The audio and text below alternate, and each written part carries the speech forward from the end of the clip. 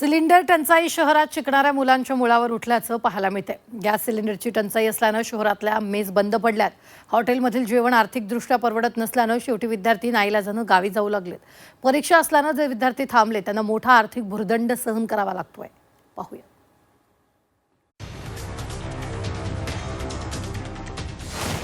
गॅसमुळे mess मेटाकुटीला।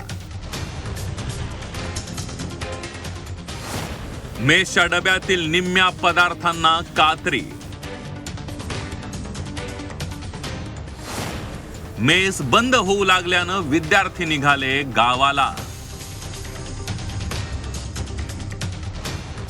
शहरांमधल्या शाळा कॉलेजमध्ये शिकणारे निम्म्यापेक्षा जास्त विद्यार्थी मेसचा डबा लावतात। गॅस टंचाईच्या झळा मेस चालवणाऱ्यांना सुद्धा बसू लागले। गॅस सिलेंडर टंचाईमुळे अनेक मेसवाल्यांनी थाळी व्यतिरिक्त मिळणाऱ्या पदार्थांना कात्री लावली आहे। शिवाय थाळीतील भाज्यांची संख्याही कमी केली आहे। आज मेसमध्ये डबा मिळेल, पण उद्या मिळेल की नाही याची खात्री मेस चालकांनाही देता येत नाहीये। इथे तर चुलीची सोय नाहीये। माझ्या दुसऱ्या एका हॉटेलला आम्ही चुलीची सोय केली आहे। तिथून सगळं स्वयंपाक मला बनवून आणावं लागतोय आणि चपात्यांसाठी आता खूपच थोडासा गॅस शिल्लक आहे आणि जे माझे इतर मेनू होते ते सुद्धा मी बंद केलेले आहेत आणि विद्यार्थ्यांचं म्हटलं तर त्याच्यातले अर्धे विद्यार्थी जवळजवळ गावाला गेलेले आहेत या गॅसच्या तुटवड्यामुळे। मेसचा डबा खिशाला परवडतो, पण हॉटेलमध्ये जेवण परवडत नाही। मेस बंद झाल्यानं रोज हॉटेलमध्ये जेवण परवडत नसल्यानं अनेक विद्यार्थ्यांना पालकांनी घरी बोलावलंय।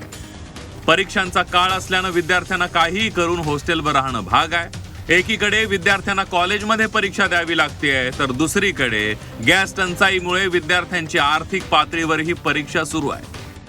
या युद्धामुळे गॅसचा शॉर्टेज मोठ्या प्रमाणात झालेला आहे, हे आपल्याला मान्य करावं लागेल। अध्यक्ष महाराज, सरकार मान्य करत नाही तो भाग वेगळा आहे। अध्यक्ष महाराज, घरगुती गॅस आम्ही देतो असं मुख्यमंत्र्यांनी जाहीर केलं, पण कमर्शियल गॅसचा अध्यक्ष महाराज विद्यार्थ्यांचं ज्या हॉस्टेल आहेत त्या हॉस्टेलमध्ये सगळे कमर्शियल गॅस बंद केलेत आणि हॉस्टेलमधून सगळ्या मुलांना जेवायला मिळत नाही म्हणून तिथून त्यांनी काढून टाकलं। अध्यक्ष महाराज, हे परीक्षाची वेळ आहे।